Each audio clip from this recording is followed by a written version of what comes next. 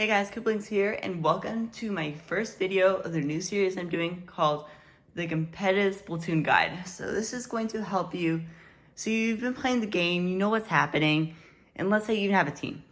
If you can find it, if you need a team, we'll focus on that later. For now, we're just gonna focus on gameplay. So, let's say you're playing the game, and you're just like, okay, I have a lot of fun with this game, I wanna get good with it, I wanna be able to play it competitively. This is what you really need to do. So, let's say you have a team. I'm not gonna worry about that right now. We're gonna go over to tower control just because it's easy. And so, this series is gonna focus a little more on gameplay.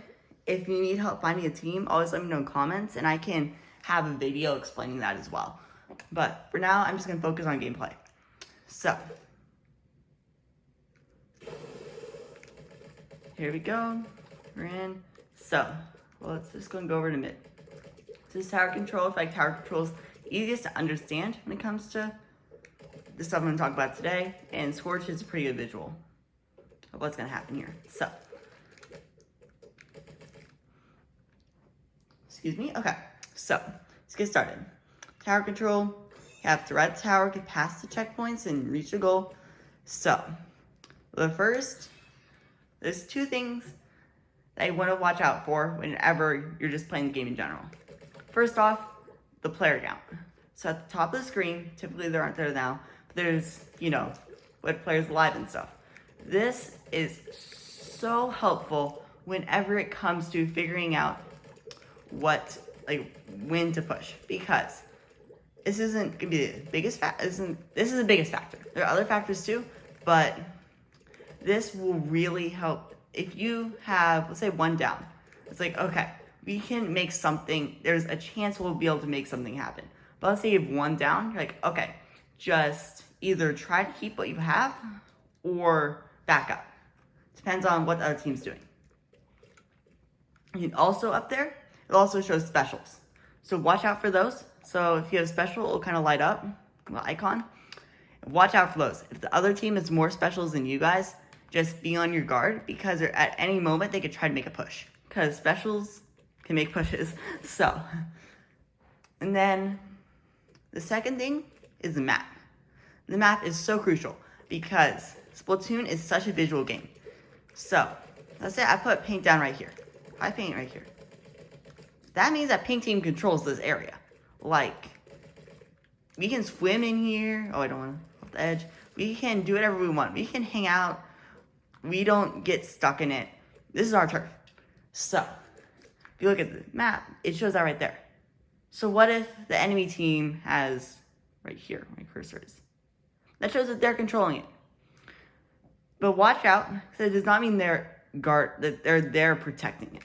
That just means that whenever you're over there, there's a good chance that they're over there.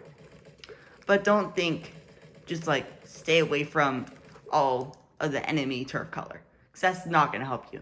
You want to just approach it with caution. So, I know a lot of you guys thinking like, oh my gosh, it's so basic, but it's so easy to forget the most basic parts of Splatoon. Once you get into this more advanced stuff we'll be talking about later. So just always remember that. It's huge.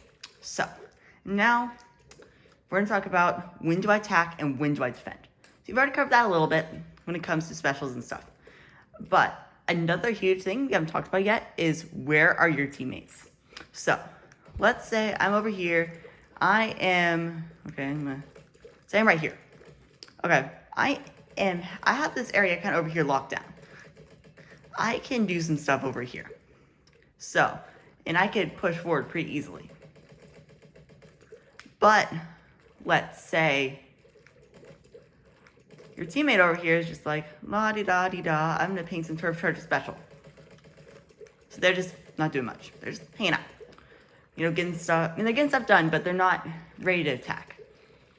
So, you can still, if you're over here, you can still try to make a push. Or let's say you do. Let's say you make a push. Let's say you try driving back. So, it's kind of hard to do. Kind of a weird map for it. I'm going to use tower. So, let's say you get on tower, you're getting ready to go. And you're just like, okay, I'm going to go gung-ho. I'm going to stop him from moving up. So you're attacking. Even if you are the best Splatoon player. You can, if you're over here without any teammates, you're gonna get splatted. It is going to happen. Because if your team's over here, not protecting you, it's a 4-on-1 scenario. It's possibly a 4-on-1 scenario. So, like, at the minimum, it's at least a 1-on-1, which still is not good odds. Because, like, if there's a chance of winning, and then they spawn right there. Keep that in mind. They spawn literally right there. Say, once they come back, they are ready to go. And if you die, you have to go all the way from back there and super jump in. So, always make sure you know where your team is. A way that you could help, that helps, is say, okay, so let's say you have teammates over there, but you think you should make a push. You can say, okay, in 10 seconds, we're gonna push. So, and this is easy to do because if you look at the top there, it shows the time. So they can just go, okay, up there, in 10 seconds, I need to be over there. Look at the time, okay? And make sure they're over there in 10 seconds. This will give them a chance to do what they're doing over there, charge a special or whatever, and then come out over here and be ready to go. So, if you see an opening, I mean, it depends on, Splatoon is so much on scenario, but for the most part, don't take it unless you know your team's ready. Then, now, what to do on defending? This is probably one of the hardest aspects of Splatoon for me, is defending. Because, so let's say the other team is making a really great push. They've pushed us back. We are stuck all the way back here. We're like trying to get them in, push them back. And they're about to take lead, but the tower is still all the way over here. Let's just say this. So, but if they move any farther, they're going to take lead. So you have two options here. One, you could rush in and try to stop them. And the second option would be to try to stay back, stay with your team, and let them take lead. You guys know what I'm going to say. Stay back. If they get a monster push, what if they get down to 1? If they get down to 1 because of that. That's not good. But if you came out and tried to get them, you're just going to get splatted. You might get a trade, but it's not worth that risk. And then you're going to be gone while the rest of your team is struggling, being outnumbered. So what you want to do is you want to find a good spot, coordinate with your team, and don't move up any farther than that. Let them come to you. Because they're going to have to come up to you to get those points. So, say, okay, let's say this is a really good push. If they make it to right here, we can stop it, and we can get some good stuff happening. What happens is, so, tack. They come over, you can get some splats, because your team's over there with you. You can even use your crab, or whatever special you have. And if you all do that, you are going to have such an easier time stopping that. And not only that, it'll put you guys at an advantage. Because let's say you get a splat, or even if it's just one splat. Let's just say you get one splat, it wasn't that good. Get one splat from all of that. You're going to have an advantage. So what you can do then is you can make a counter push. Which means building off the momentum of their attack to create an even better attack. That makes sense. So, they have disadvantage. They pushed it really far, but they're 2 down. And the other 2 are scrambling to survive. Well, then you guys can get on tower. 3 of you guys can push forward and just keep that momentum going. And at that point, you can take a lead very easily. That makes any sense. I hope it does. It's my first time doing these videos, so try my best, but it's going to be a little weird. So those are kind of the basics.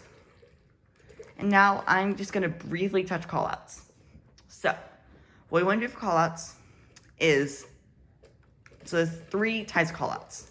There is where you are, where they are, and those are actually, this 2. Sorry, why did I say 3? No, those are really the 2 main types. Inside of those, you could go a little funky, but Those are two things you need to know. Where you are, where they are. Those are two ones that are really required to get anything done really in competitive scene. They're needed. So, first step of that is knowing what part of the map is what. Now, of course, you could say left or right, and that is it's not horrible, but it's easier to be detailed. So, what we want to do is, I'm going to post videos about this later, but you're going to want to go through each stage and figure out what you're going to call each part of the stage. So, I'm going to jump back to spawn. So you literally just do this. Okay. And this can be with your team, this can be by yourself. It just depends on what's happening. So you could go, okay, I'm going to call this spawn. Okay. This is what I call them, at least. This is what I call bats. This is, look, there's a sign here. Let's call it a sign. You know what I mean? It's that simple. Okay, it's really that simple. But it's hard to remember that for every single map. So, I'll go in and post videos on this for each map. We'll get it down. It will come with time. Like, don't stress about it. It will happen. Okay. Now, let's go ahead and move on to what to say besides. So, after you say part of map, you say, you could say a couple things. You could say, I am at blank. You could say, let's say there's a pro here. Arg, anger. They're right here. How about this? And let's say you're right here. You could say, splatter shot pro left mid, or splatter shot pro left pit. This would tell your team, okay, there's a pro here. And that we need to make sure this pro is dealt with. So, that's pretty much basic with callouts. You could also say attack defend, that's also pretty important, but we'll cover that later. So, this is where I'm going to leave off the video. Thank you guys so much for tuning in. I really appreciate your support, and I'll get another video posted up soon. Goodbye.